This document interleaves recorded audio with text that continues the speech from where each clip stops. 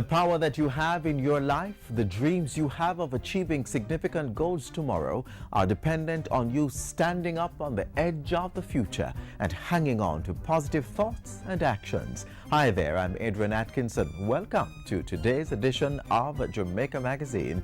We're so glad you've joined us.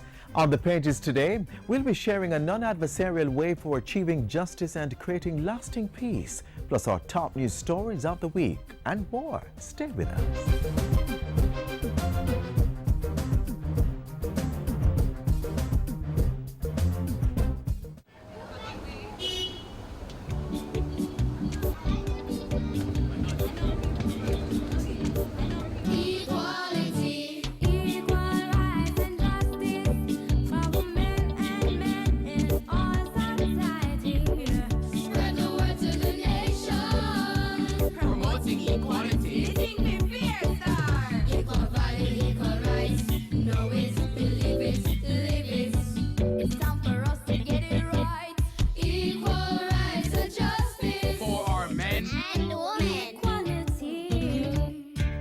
A message from the Bureau of Gender Affairs and the Dispute Resolution Foundation, paid for by the UN Women Fund for Gender Equality.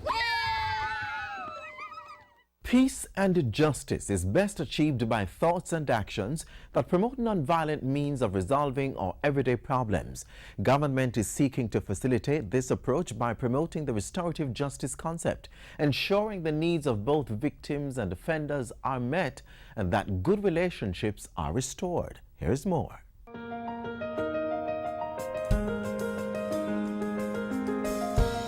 All of us, either as individuals or groups, have a role to play in ensuring peace and justice prevail in the society. In fact, answers to many of the injustices within society to a great extent lies within our actions towards one another. That involves more people embracing fairness and non-adversarial relationships in realization of the possibilities for lasting peace. And citing the potential gains, the government has embraced the concept of restorative justice, or RJ, as a plausible means to deal with the many injustices that plague the society. In Jamaica, we have a propensity for violence and so on. RJ is a therapeutic procedure which allows issues that arise between people to be resolved through a managed process, which leads to the righting of the wrong and the repairing of the relationship. To begin with, the police have been sensitized, and the Ministry of Justice, through its Restorative Justice Unit, has trained volunteers to become restorative justice facilitators as it moved to put RJ into practice. A pilot implementation was started in 4 communities but has since expanded to several others across the island. That process is administrative, but legislative changes would formalize RJ into the justice system. Restorative justice was essentially formally introduced to Jamaica, coming out of the West Kingston Commission of Inquiry of 2001-2002. With support from UNDP, that's the United Nations Development Program, we then embarked on the development of the policy. The restorative justice process is voluntary and starts with an offender accepting responsibility for his or her action, then taking steps to repair the harm, rebuild relationships, or compensate the victim. Attention is drawn to a case by a referral process. There are 5 referral points for the restorative justice program. The first referral point is directly from the communities. So pastors, justice of the peace, community leaders, or just community persons who are aware that there are disputes or issues in the community can contact the Restorative Justice Center and refer the case to us.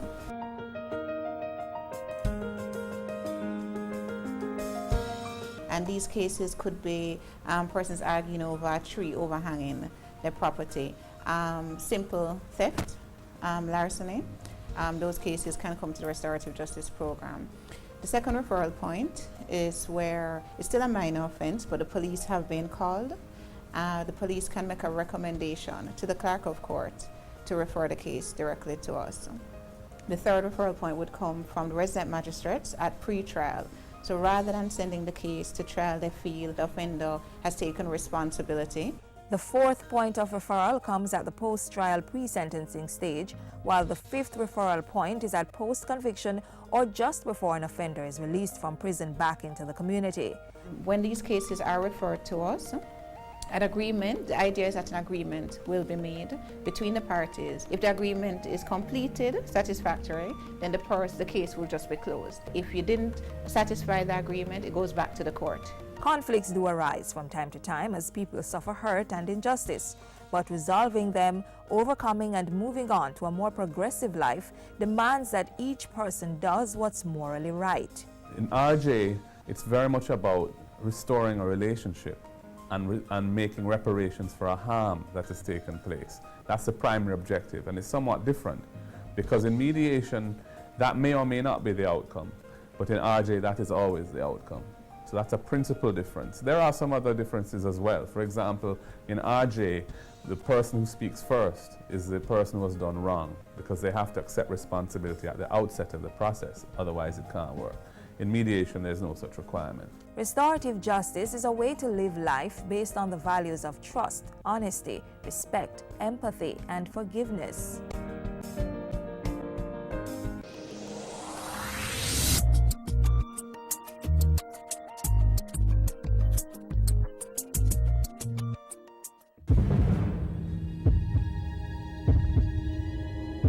What are you doing to help the fight against crime? Sitting on the corner, minding your own business, definitely not going to work. It is time for us to unite. Unite. Unite for change. Citizens coming together to make their respective communities safer. The police, schools, public health, business, churches, NGOs, parents and neighborhood watch volunteers. As we, the police, do our job, We as citizens need to do our part as well. Report crimes or even suspicious activities. Let's all work together As one united front against crime. and make Jamaica the place of choice to live, work, raise families, and do business. Unite for Change, an initiative of the Ministry of National Security. In times when life is presented with much uncertainty, we can cushion the impacts of the pitfalls that may arise by insuring against the perils, ensuring we'll have the strength and resources to recover and carry on.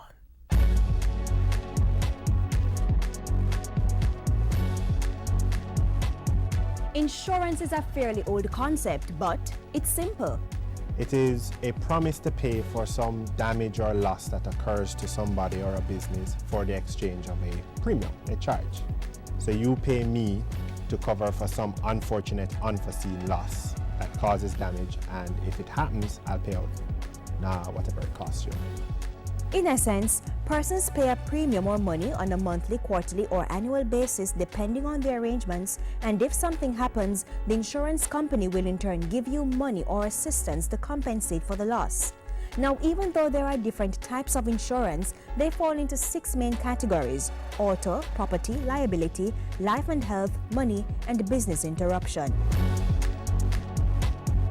It's about insuring your physical property, your home, your business, equipment or contents in your home or in your business, and the insurance covers you for a multitude of different things, from fire to hurricane to flood, earthquake, etc. So in the event that your roof was blown off during a hurricane, for example, once your insurance policy makes provision for that, you will be able to replace your roof. Life insurance is covering you, the person, in case of that unfortunate demise. You buy a life insurance policy and it's supposed to last throughout your life. And then when you do go, the insurance company will pay out to your beneficiary who you stated on the policy. Those beneficiaries can be your spouse, children, family member, or friend. It gives them a chance to take care of expenses that you would have taken care of if you were alive, while giving them a chance to adequately take care of themselves. Life insurance policies also come with an investment component that allows you to get a sum of money over a specified period. It's a similar thing for health insurance. If you get sick, your insurance provider will ease the burden by paying a part of the doctor's fee or fees associated with pharmaceuticals. You can insure cash. You have cash in your business, you may be held up, you may lose the cash in transit to the bank, whether it's via an accident or via being held up, and you can insure that as well. Now, insurance is extremely important. Why? Things happen, and when they do, it can put a major dent in your pocket, eating away savings, cutting down income required to take care of everyday expenses, or just leaving you broke and helpless. Whether it's a slip and fall and the hotel has to pay for that injury, or it's a fire and you have to rebuild your home or your business, it's important to buy insurance to protect against those things. Getting an insurance policy is not as difficult as one may think. Jamaica has over 10 insurance companies and scores of brokers and agents. You can access the market by speaking with any of these persons. So they would be able to guide you from there and tell you what type of coverage is required, give you an application form. It usually involves an application form you complete, and come up with a premium that you're going to pay. And in exchange for that, you'll get a contract that says, if these things happen, we will pay your loss. Once customers adhere to the terms and conditions outlined in the policy contract, the insurance companies are entitled to compensate customers for any loss they face.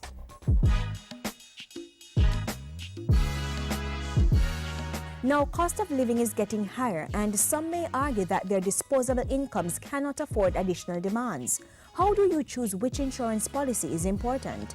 Well, the first ones are the ones that are required by law or regulation. You can't avoid those. So you're driving a car and the law says you have to carry a minimum amount of insurance. So even with the rising cost of living, you have to make sure that you're budgeting for your insurance for your car because it's a requirement by law.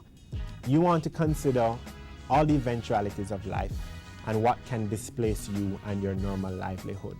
And if you can afford to be displaced by a certain amount, then those are policies that you can cut back on. For the ones that you cannot afford to be displaced by, then you need to maintain those policies. Gentleman, let's call him Joe the plumber. He's a primary breadwinner for the family. Wife doesn't work, 2 kids in school, he's supporting the family. He has his life insurance policy. That's something that you don't want to stop paying. You don't want to stop paying that because you have people depending on your income to survive. So before you think about cutting that one, you need to look at other ways in your life that you can save because that's very important if something should happen to you. So if Joe the plumber had a $1 million life insurance policy, his family could get that money to continue meeting their basic needs. From time to time, insurance companies are known to give customers the runaround, but there are certain things you can do to minimize the hassle. Keep a checklist. Learn all you can about the claims process, speak to your representative frequently, submit required documentation on time, and stick to the terms and conditions of the contract. Read the policies. Most companies have specimen policies available, sample policies available. If they're not readily available, if you ask for it, they can make them available to you. Contact a broker, contact an agent, sit with somebody, especially when it gets more complex, to explain issues to you. Make sure you read the policy and ask questions. So it does pay to insure. Think about the types of insurance that work best for you. Make the sacrifice to pay the necessary premiums. It makes no sense being penny wise and pound foolish.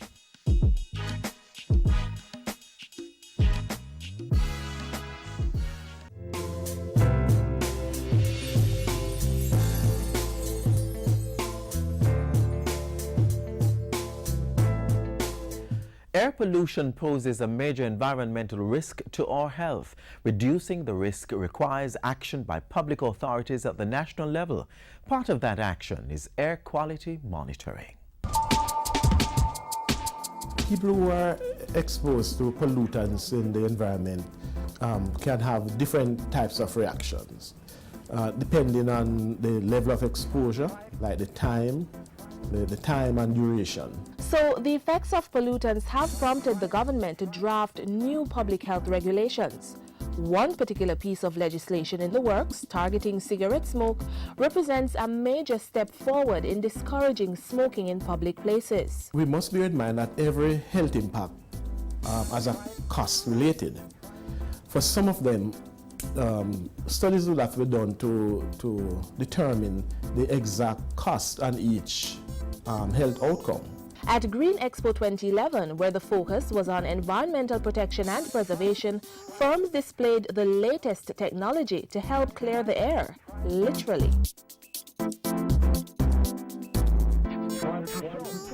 Air quality is important, and in an office setting where most of us spend the majority of our day, testing for balance in temperature and humidity is key.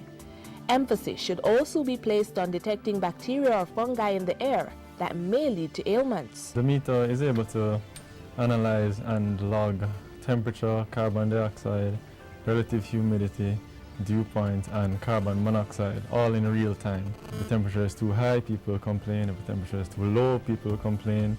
If humidity is too high, people tend to feel clammy, and so this can affect workers' performance in the office. An acceptable indoor office temperature is anywhere from 22.8 degrees Celsius to 26.1 degrees Celsius, while relative humidity should be between 30 and 60%.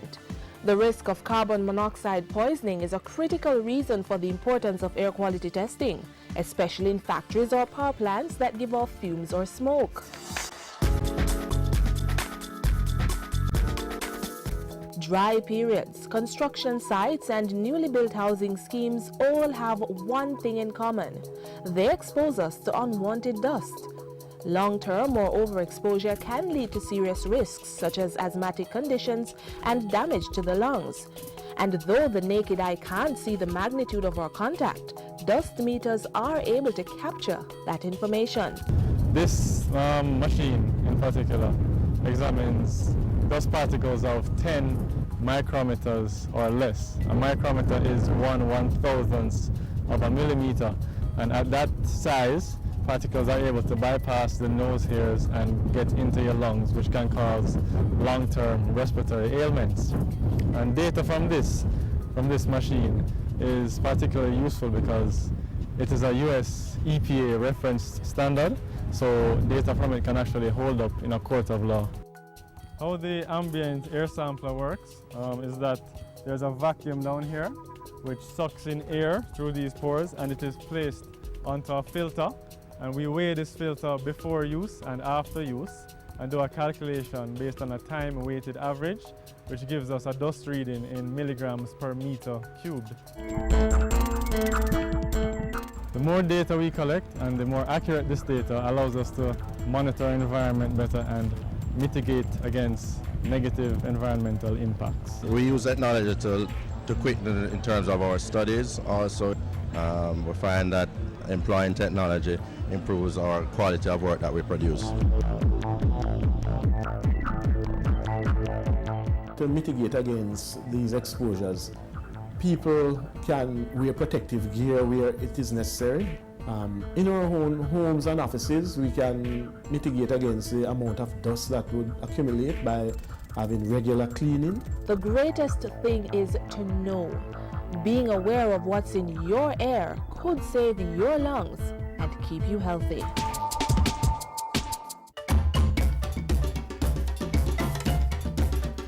On the board this week, the Library and Information Association of Jamaica is hosting Conference 2014 under the theme Harnessing Information for National Development. It's at the Terra Nova All Suite Hotel, January 30 to 31. The conference begins 9 a.m. daily. Keynote speaker is the Minister of Education. On the agenda, the Library Association's annual general meeting and banquet. Contact liaja.conference.2014@gmail.com or call 733-9130 for more information. All young persons are being invited to attend a national forum on youth violence prevention on January 30 at the Jamaica Conference Center. It will run from 8:30 a.m. to 5 p.m. and is being hosted by the Ministry of National Security through its Unite for Change program. Come join in this important effort for creating positive change. Friday, January 31 is the new deadline for entries in the 2014 JCDC Jamaica Gospel Song and Jamaica Children's Gospel Song competitions. Entry forms for the competitions are available online at jcdc.gov.jm, the JCDC head office located at 3 to 5 Phoenix Avenue, Kingston 10, and all JCDC parish offices island-wide. For more details, call 926-5726-9 or 892-2534. Send us your events for broadcast on the JIS Community Notice Board. Call 922-868022 or send an email to cbishop@jis.gov.jm. We now recap our top news stories from the week.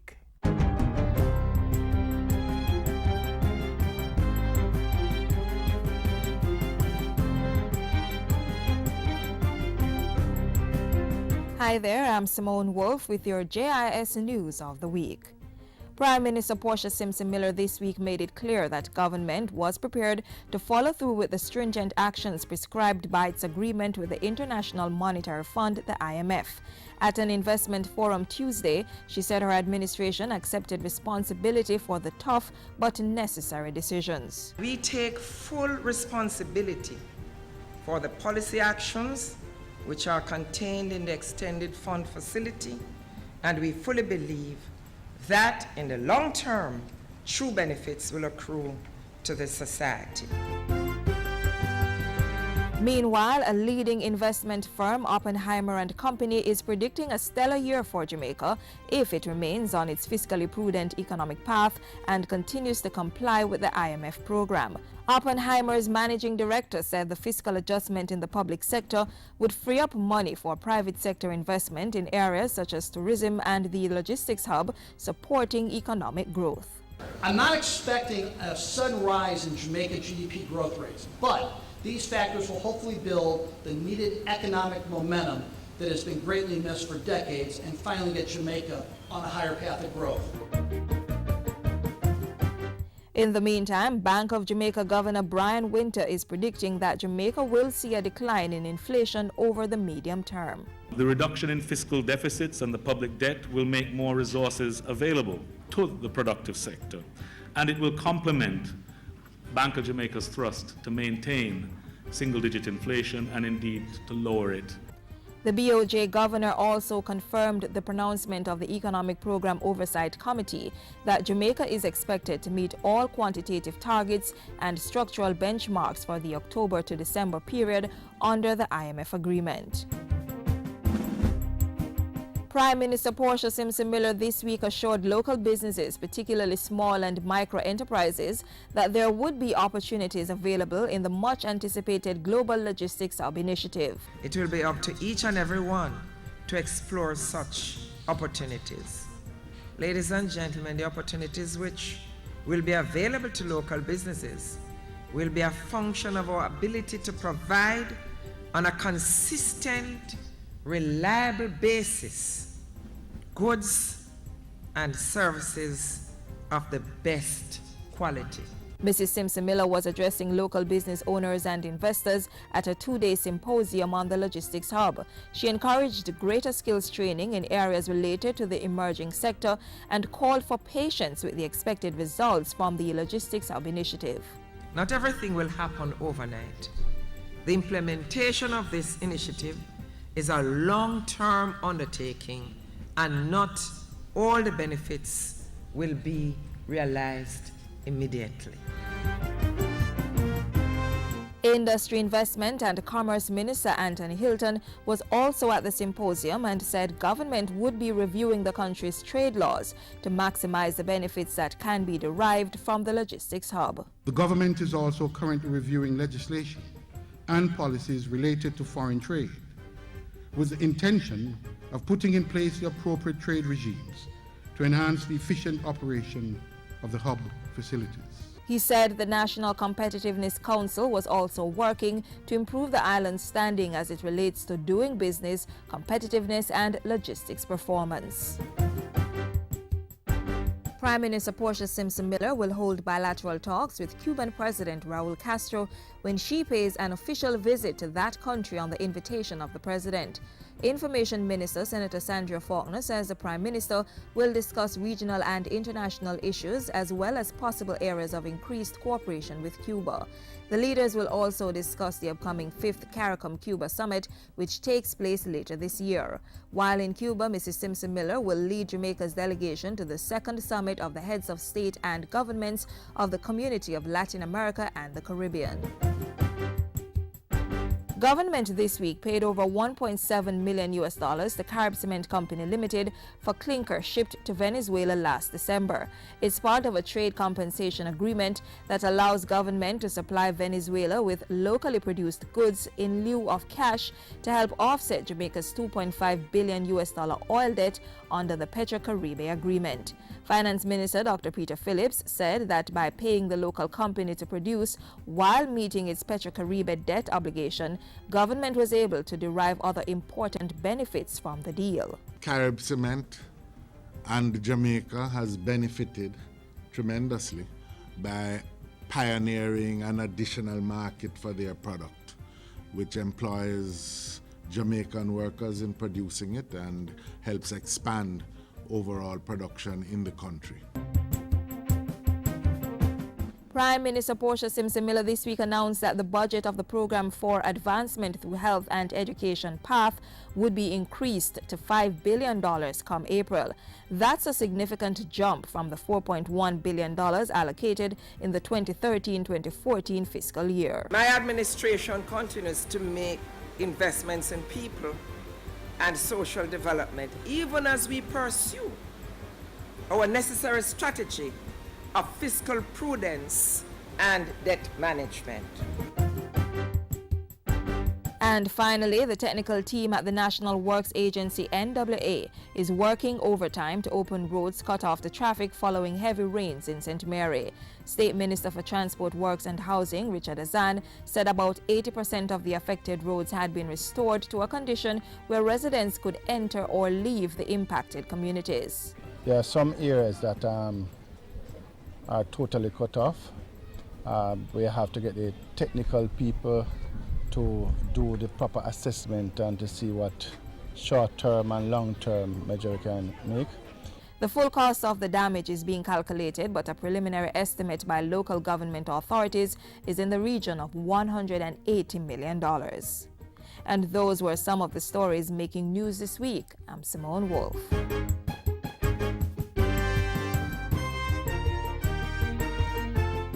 We've come to the close of today's edition of Jamaica Magazine. But as we go about our business, if nothing else, remember to share peace and love.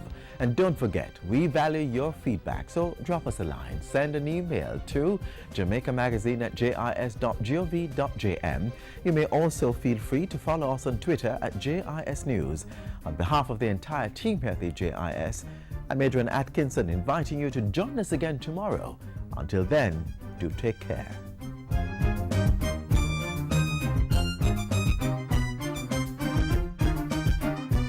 This has been a production of the Jamaica Information Service, the voice of Jamaica.